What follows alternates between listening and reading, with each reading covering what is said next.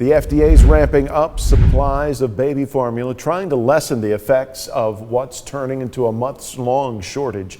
Federal agencies working with corporations overseas to make tens of millions of cans available, hopefully over the next few weeks. Liam Collins is following this story and joins us tonight in the studio to tell us about the latest efforts. Liam. Yeah, and Greg, what felt like the crisis that would never end for some parents, U.S. senators in our area are now telling me parents should start seeing some relief on this very soon. Georgia Senator Raphael Warnock said it was because of recent actions taken by Congress and the federal government, but Republicans in our area are calling those same actions irresponsible and the wrong way to go. There are signs of an end to the baby formula shortage. The federal government aims to put tens of millions more cans of baby formula on practically empty shelves over the next few weeks.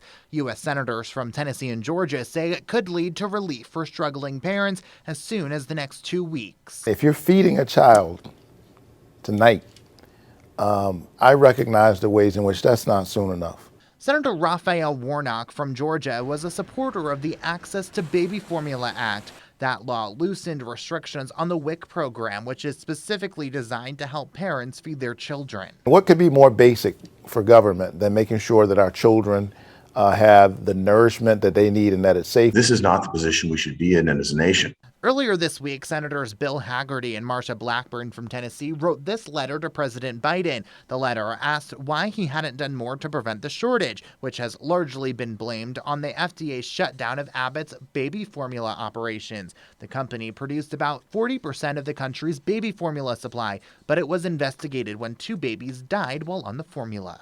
What we're doing now is reaching out to foreign nations to bail us out again.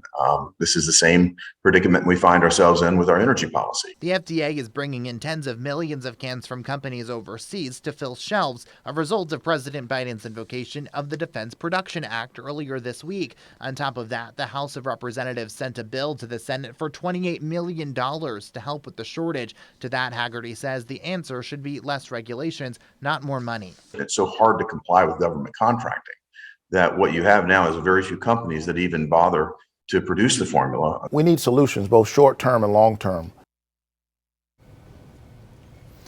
Now that $28 million emergency funding bill, if approved, would go directly to the FDA as just that, emergency funding. The Senate is out of session until June 6th, and so it is not clear when that bill may get a vote. Greg.